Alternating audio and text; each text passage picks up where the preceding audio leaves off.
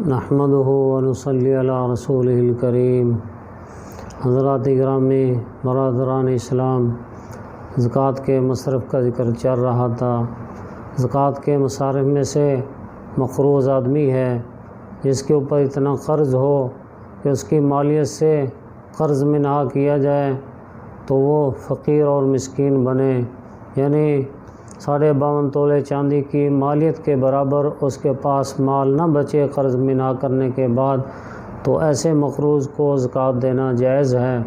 بلکہ بہتر ہے کہ اس کو دی جائے تاکہ وہ اپنا قرض ادا کر سکے۔ مقروض کو اس قدر زیادہ رقم دینا کہ وہ قرض ادا کرنے کے بعد صاحب نصاب ہو جائے تو یہ مکروہ ہے، تو اس سے کم مقدار اس کو زکوٰۃ کی رقم دی جائے۔ اگر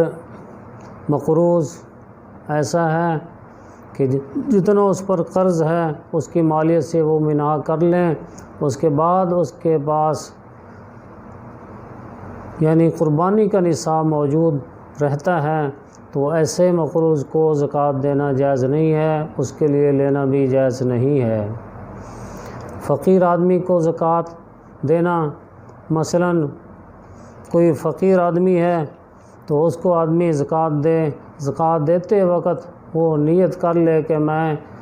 اس کو یہ زکوٰۃ کی رقم دے رہا ہوں، تو زکوٰۃ دینے والے کے لیے نیت کرنا ضروری ہوتا ہے کہ جب اپنی زکوٰۃ ادا کرے اس وقت زکوٰۃ کی نیت سے کسی مستحق کو رقم دے، اور اگر زکوٰۃ کی نیت اس وقت نہیں کی، کسی غریب کو 1000 روپیہ ویسے دے دیا، بعد میں ارادہ ہو گیا کہ اس کو میں زکوٰۃ میں شمار کر لوں، تو زکوٰۃ کی نیت اگر اسی وقت کر لے کہ اس غریب نے، فقیر نے اس 1000 کو ابھی خرچ نہیں کیا، خرچ کرنے سے پہلے زکوٰۃ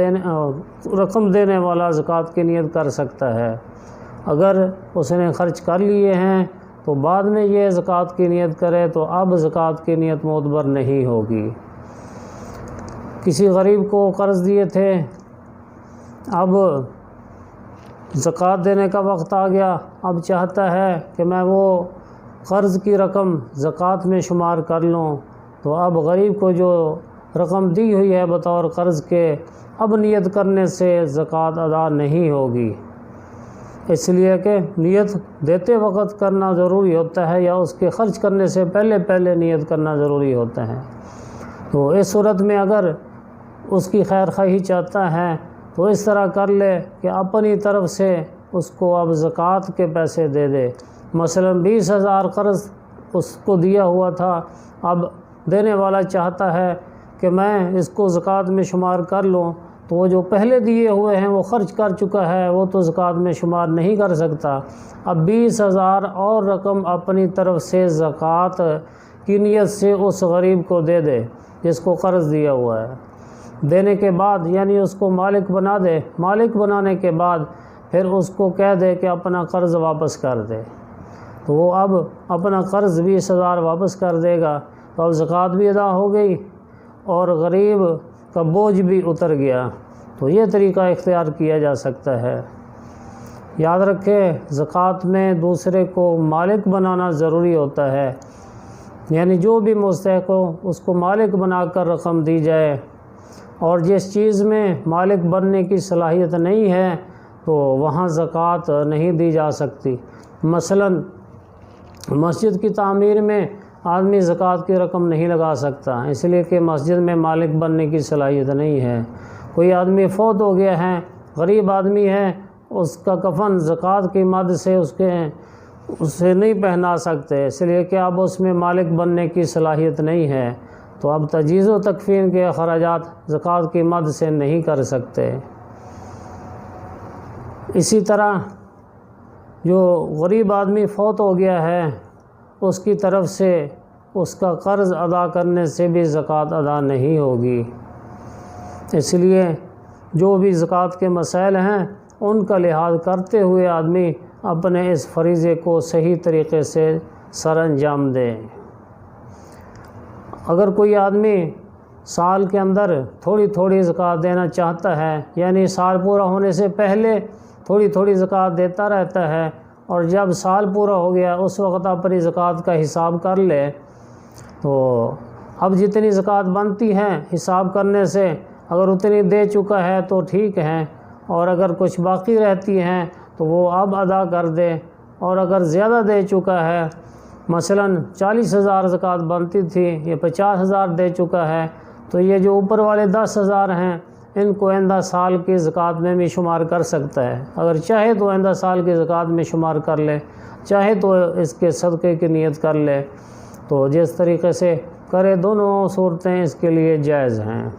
اللہ تعالی ہم سب کو صحیح مسائل پہ عمل کرنے کی توفیق عطا فرمائے۔ ایڈوانس زکوٰۃ دینے کی دلیل اور عبرت کے لیے ایک واقعہ بھی ذکر کیا جاتا ہے۔ حضرت صلی اللہ علیہ وسلم نے حضرت عمر فاروق رضی اللہ تعالیٰ عنہ کو زکوٰۃ وصول کرنے کا عامل بنا کر بھیجا،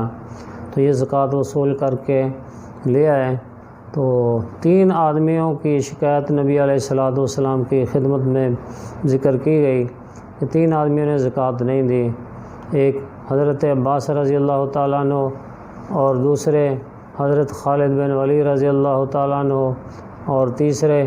ابن جمیل۔ تو 3 کا ذکر کیا گیا کہ انہوں نے زکوٰۃ نہیں دی۔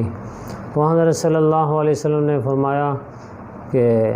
عباس سے میں 2 سال کی زکوٰۃ وصول کر چکا ہوں،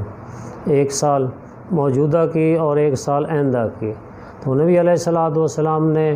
ان سے ایڈوانس زکوٰۃ لی ہوئی تھی، اس لیے انہوں نے زکوٰۃ نہیں دی۔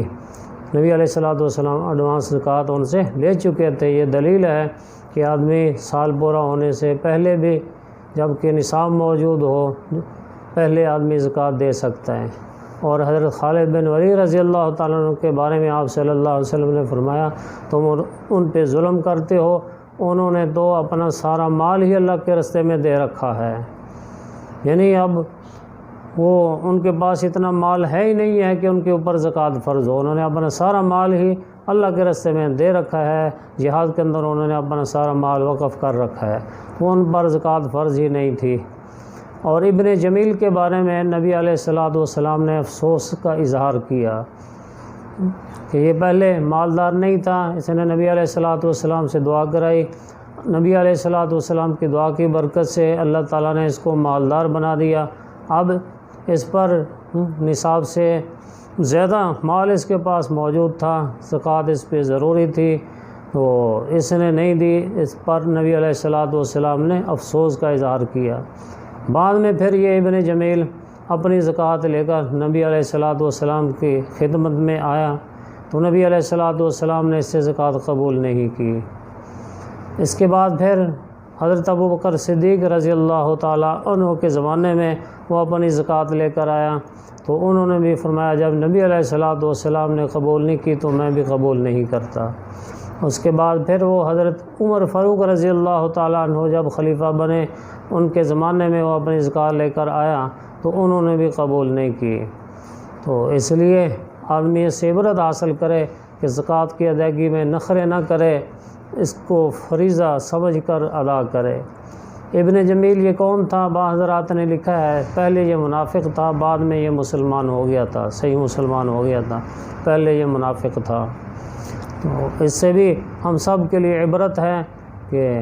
زکوٰۃ دینے کا جب وقت ہو تو اس کا صحیح مصرف مل جائے، وہ صحیح مصرف میں لگ جائے، قبول ہو جائے، تو اس کو غنیمت سمجھنا چاہیے۔ اللہ تعالی ہم سب کو صحیح طریقے پر